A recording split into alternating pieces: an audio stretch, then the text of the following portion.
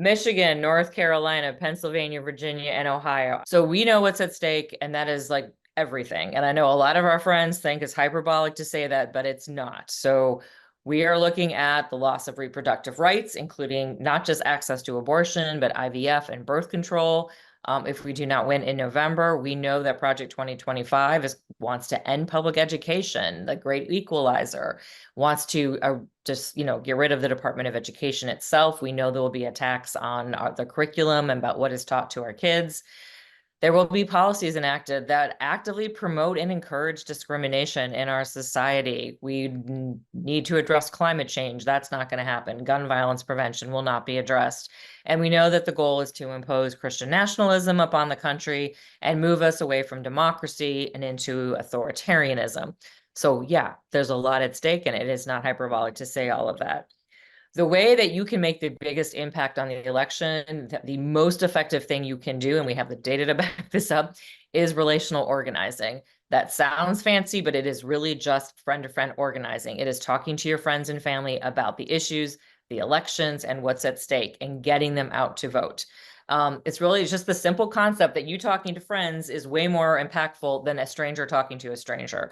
So when that stranger knocks on their door and wants to talk about a campaign or an issue, they may listen, but they're going to pay a lot more attention. They're going to believe it a lot more if it comes from someone they trust.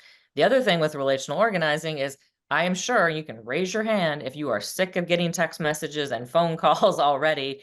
We are starting to ignore that stuff. TV ads, original tactics, we're ignoring it. We're not going to pick up the phone for that strange number. You know who I do pick up the phone for? My friends. I answer my friends' text. I talk in the group chat with them.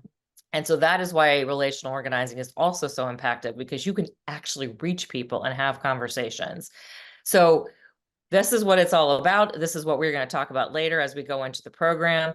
And like I said, the data backs this up. The messenger truly matters. This is a YouGov poll, and you can see the sources that Americans trust for their politics most, and you can see it's by a landslide here, is friends and family. That is why it is so important that we do this work from now until election day of making sure everybody we know is voting, has a plan, understands what's at stake. And you don't have to take my word for it. We've been doing this for several years now. We actually have data to back it up. So a little context. Presidential campaigns will spend millions and millions of dollars just trying to move the needle 1% or even a little less, because that actually wins elections, just 1%. Our data from last cycle, our volunteers who reached out to their friends and family, we actually saw a over 10% increase in voter turnout through our program, because relational organizing works. And that is why you see a lot more campaigns leaning into it. Also, all of your friends who tell you they're voting, they're not, because our volunteers actually had over 7% higher turnout rate doing this program. These are people who volunteered to do the program, and we still saw a huge increase. The other great thing about relational is that we cut across partisan lines, because we all have friends who are our neighbors. We're in a book club. We go to the gym with, our kids play sports with, whatever it may be. You're not friends because of politics. You're friends for other reasons. So 20% of the people that we reached with our program were unaffiliated or Republican voters. These are people that no campaign will ever reach out to. So we are reaching people that just traditional tactics will not meet. So this is what we're all about. This is relational organizing. It's so important that everybody gets involved with it. And we are going to help you do that after we bring up Vanessa and have a little conversation here. So I am really thrilled to welcome Vanessa Bayer. She was a cast member on Saturday Night Live from 2010 to 2017, for which she was nominated for an American Comedy Award and an Emmy. She co-created, co-executive produced, and had the lead role in the Showtime comedy I Love That For You. And she's been in a lot of films. So Trainwreck, Office Christmas Party, Carrie Philby, Ibiza, and Wander Darkly. And then she had a recurring role on Will and Grace and Single Parents, which, by the way, I loved that show. So you had a recurring role on Single Parents. Ohio Girl, back to the Zoom for one of our focus states. So thank you, Vanessa, so much for joining us. Thank you for having me. I'm thrilled to be here, and it's like emotional to see how many people showed up and, care about this and are taking their time to be here. I know people don't have a lot of that. So, appreciate everyone using their time in this way. All right. Well, you just mentioned that we're busy, but you're a busy woman too. But you're taking the time to get involved in elections this year. So, why are you involved in this work and what motivates you? I think a lot of the stuff that Julie mentioned, Julie mentioned about, what's at stake with this election, it really does feel scary to me, all the things that could happen if Trump got reelected, and just things that are happening on more local levels in a lot of the states. And I'm still learning. I still feel like I have so much to learn. And so being able to be in sessions like this where not only hopefully making a difference, but also learning more about what's happening, what I can do. That's and I sort of lost the thread of what the exact question was, but I think I answered it with some of those words. So I know that you're a childhood leukemia survivor, and you have actually been involved with Make-A-Wish Foundation, and you wrote a book called "Do You?" Now let me make sure I get this right. How do you care for a very sick bear? Oh my God, Yeah. that's an adorable title. So obviously, healthcare is a huge issue in this Yeah. election, and I just was wondering how, what your thoughts were on that, and like how maybe you are using your personal story to influence people in your lives about this issue and the elections. I will be honest, I'm still kind of learning about, the healthcare element of this specific election. I do know that like I'm someone who has probably more pre-existing conditions than you could ever like. Just, I had leukemia as a teenager. I've had two melanomas as a 20 something. So like I'm just full of pre-existing conditions and I'm doing great. Everything's fine. But like obviously I think it's really important, with the Obamacare and all of that stuff to keep all of that going. But I'm still learning too about the healthcare system and sort of everything. I saw a video of you with Mayim I would mispronounce her name. Mayim Bialik. Did I say Yes. it right? Okay. And she was talking about your make a wish wish, I guess, when you were a kid. Could you share Yeah. that story?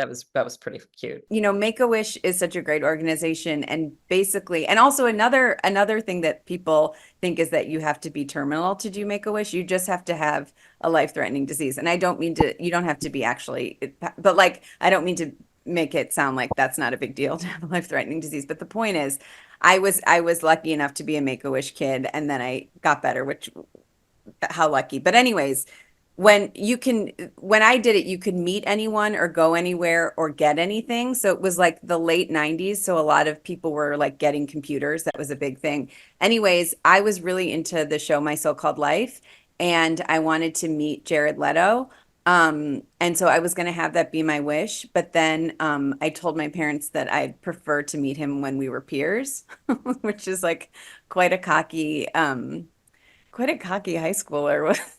Just and so we went to Hawaii instead. But then cut to like when I was on SNL, I was presenting at the MTV, I think the MTV Video Music Awards, and so was Jared Leto, and that's where I met him. So that was a pretty cool moment where I guess my blind confidence worked in my favor. Can you tell us about a little bit about the book you wrote? I think that sounds very sweet that you shared childhood Yeah, experience into I a book. actually did an event for it at the like the main hospital in Cuyahoga County. It was really nice. I did a lot of stuff for it in Ohio, and basically it's this children's book I wrote that's called How Do You Care for a Very Sick Bear? And it's about if you have a friend who's sick, how you basically should just show up for them. I think like a lot of adults even don't know what to do when someone gets sick or is going through some kind of traumatic experience. So the thing that a lot of people say is like, I'm going to let them have their space. But I think don't give people their space unless they ask for it. I think the thing to do is really show up. And that's why I wanted to write that book about that. You are a former cast member of SNL. Of course, we all know that and saw you and all. So, election season, though, must have provided such an amazing content for sketches. So, do you have a favorite election related memory of your SNL time? It was so crazy being there during a couple election years, but the what I remember was we had Hillary Clinton on. She came on, and we were backstage and I was getting hair and makeup done, and she came up to me and she was like, and I was like, is she walking over to me? And she was like, my social media,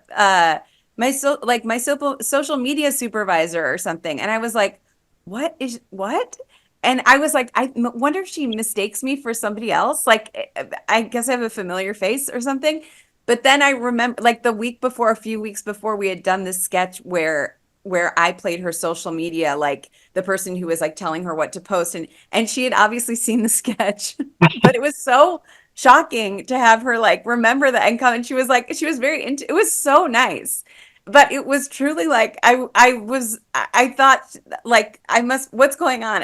Is she coming over to me? It was such a crazy moment. It was really fun. That must be amazing to have like your sketches, like then you know It's the person so watched them, you crazy. know. Yes, it's so crazy. Have you had that before where someone tells you they loved your show or your sketch or whatever? I mean, I don't know. That must be a really fun experience to have that happen. I think that people generally hear about it if you do an impression of someone. I think it gets back to them for better or for worse.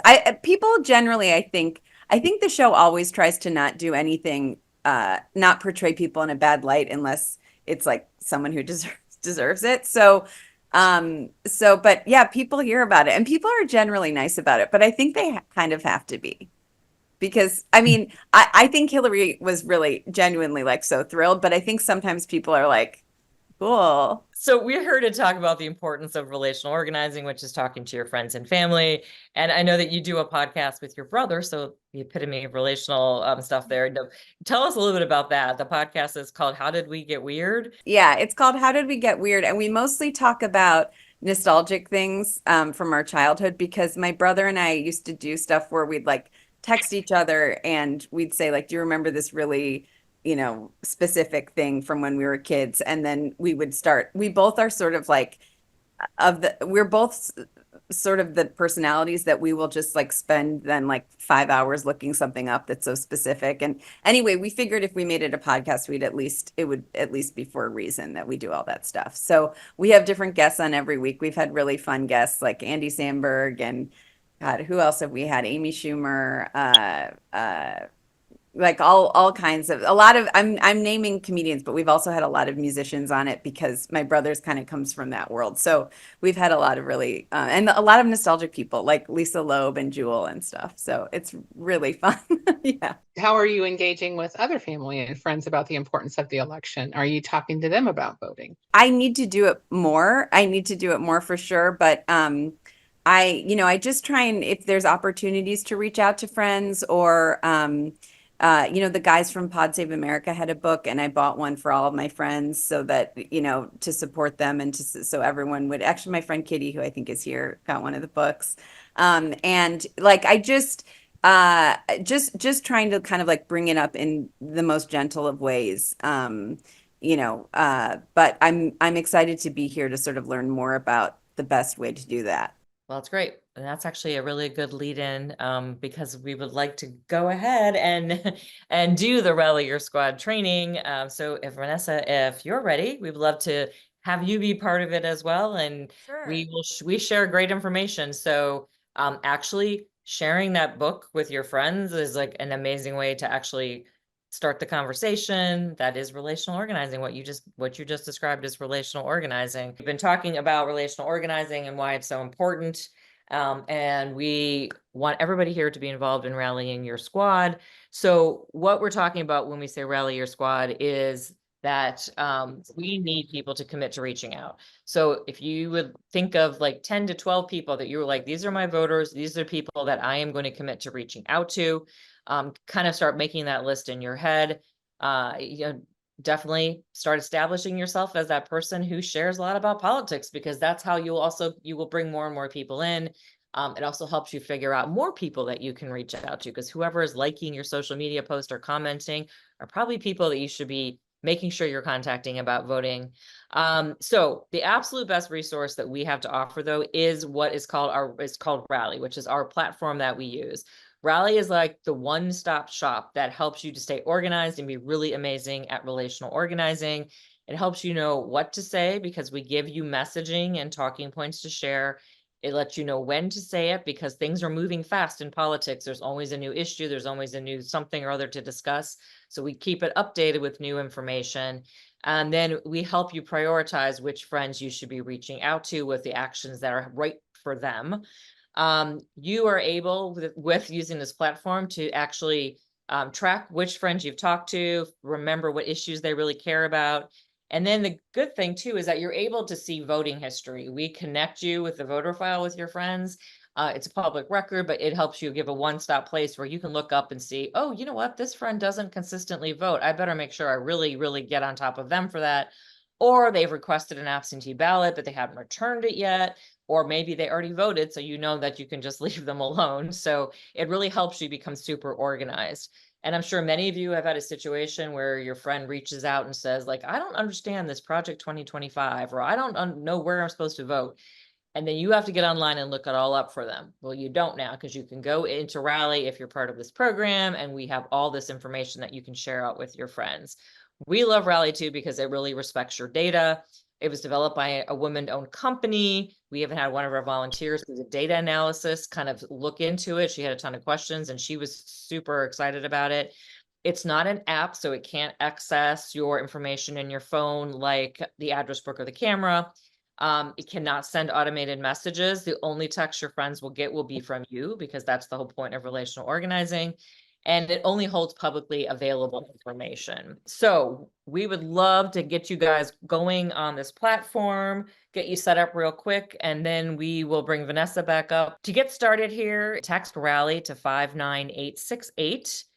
Or scan this QR code and that will take you right to the platform. You guys get started doing that. And I want to talk to you about one more thing. Who are we trying to reach? So this is really important. We want you to definitely reach out to your like-minded friends. So the ones you think are voting, who may not be, the ones who may be voting for the top of the ticket, but they may not vote for state legislature, Supreme Court in your state, school board, city council, because they don't know who's on the ballot. So many people only vote top of the ticket. We need them to vote the whole ballot. And that's a great way to start a conversation because people do not know who are running for these lower ballot races. It's not polarized. So it's a great way to start a conversation. But we definitely need you to reach to your friends, even if they're like-minded, to make sure they're voting the whole ticket.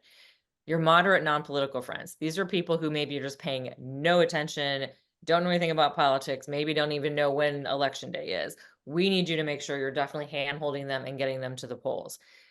A lot of people talk to us about their MAGA friends, family members, people who are pretty deep on the other side, and they want to convince them. Don't waste your time, okay? We have 70 days, I believe, is the day right now to the election. Talking to people who are MAGA, QAnon, it's not productive. We need to move the people that we can actually influence. The numbers are small, the margins are small. We need to move as many people out as we can. If you want to work on that uncle who's MAGA and have conversations, that's great. It's going to take you years to get through that. That's a marathon. We are in a sprint. So we need to reach the people that we can actually influence. So if you have texted Rally to 59868, or you've clicked the link or used the QR code, you should be here where you can sign up. You can sign up using a Gmail account or a Yahoo account. You just enter your password and you should be in. Or if you use another email, that's fine. You'll just go to your inbox and it'll ask you to click to confirm. It's a magic link. There are no passwords for Rally. And then you should be able just to join your state. So you should be able to click to join the campaign. If for some reason you're spitting or it's not working, sometimes if you log out and then log back in either by texting or using that link, it will work. Technology is always kind of fun. And then the first step is you want to get in and set up your profile on here. Just like every other thing you set up your profile online for, your name, where you live, and you are able then to match yourself to your voter file. If you, right here, you can see this was mine, matches. The first one comes up as me, so I clicked that was me. If you don't see yourself, you can click none of these, and then I highly recommend that you go and check your voter registration. And then the next step in the process is you are going to start adding your friends. So who are the people that you are going to reach out to? For now, we're going to practice. So just start with your significant other, your adult child, your bestie, whoever it may be. And you are going to go onto the tasks tab, and that's where you can see build your squad. And then you just click, okay, I'm going to add a contact. And that's how you get started. So to add the contact, it's really important that you enter their legal first name because we are matching them to the voter file. So if it's Elizabeth is your friend's legal name, don't put Beth. So you put the legal name, and what you're going to see is we're asking for their city, state, and their age range. That is to match to the voter file. There are no phone numbers. There are no email addresses. We don't want them. We are not reaching out to them. You are doing that. So once you enter that information, the voter file will pop up. It'll ask you to match your friend. If they're not there, say none of these. And then the first thing you should do is ask your friend to check their voter registration. And then the next thing is just to ask if there's a question there. It's called a key question. And that is just a kind of rating your friend on a scale of 1 to 5. And 1 means this person is all in, they should be volunteering, or like a 4, somebody who like, I don't know, they probably need some persuasion. And the reason we ask these questions is because we target actions to people. So if you have a friend who's all in, we're going to give them some different things to do than we might want to share with somebody who's just kind of like poking their, that's not the right word, kind of like getting involved in the election or like really realizing the elections are coming for the first time. So we really want to target actions so that you can be really effective and send the right stuff to the right people. So rank them with the key question. And then you can start reaching out. You go back into the tasks tab and we have all kinds of actions you can take, things like sharing Project 2025 information, things about we have a new program with Momonomics about the economy. So there's all kinds of things that you can share with your friends. And the really important thing here is you go in, you look at the actions, you click the friend you want to do this for, you share the information with them, and then you come back in and you say, I did it, okay? Because that shows that you actually made the contact and reached out. This is like canvassing from your couch. Many of you might have gone and knocked doors, you get your list, you mark whether you talk to the person or not. It's the same thing, but you can do this from your couch and be super, super effective doing it. So if you guys haven't yet had a chance to get in, I'm going to put this up here for you. Again, you can text Rally to 59868 or scan that QR code. Give that 1 second. And what I love telling people is that, you know what? I say, if you're sitting on your couch at night watching Netflix, you can do this in a few minutes. If you're in the Starbucks drive-through, if you're waiting to pick up your kid from school, there is like simple tasks. It doesn't take very long and it has a tremendous, tremendous impact. The other thing is if you're doom scrolling, if you're mad about something, instead of being mad and posting on Facebook and whatever, go do an action. You will feel better. Go reach out to somebody. It will make a huge difference. Okay, so Vanessa, what did you think? Did you learn? Are you ready to rally your squad? Yes, I'm ready to rally my squad. I'm loving it. I've noticed like since I've been involved, well, with Red, White, and Blue was like 2019, and nobody was really doing relational organizing. We were one of the first people. And now like my congressman here is doing a relational program. Like everyone's leaning into it because we know it's super effective. So you do impressions. Just out of curiosity, I always wonder how people learn to do those impressions. You had a pretty long list I saw, like you're looking up at people you can like do impressions of. So like how do you learn that skill? I think it's different for everyone, but for me, I watch the people on TV or whatever they're in, and then I just sort of do it back to the TV. But also, I think certain people have I'm sure for everyone, there's certain people that you sound like that you just can see that you could do it. Like I feel like I could always do Miley Cyrus because I was like, we both have these like really big mouths, and I feel like I could just match her. You know what I mean? And that was one of the impressions that I auditioned for SNL with because I was like, I can see it in her face and her voice that I could do it. But a lot of times, like now I do because I watch so much TV. Now I do a lot of Real Housewives by just talking back to my TV, which makes me seem really cool. I know, but a lot of it is just watching and then just doing it back to the TV. Some people have said my Lisa Barlow is my best impression, so that's a kind of a deep cut for any of you Salt Lake City fans. Well, I think everybody should now be inspired that they should go and make sure that they are on Rally Your Squad. Thank you so much before we leave, everybody, to Vanessa for joining. We really appreciate you spending this evening with us and sharing your stories. And that was amazing. So thank you for having me. I had such a great time.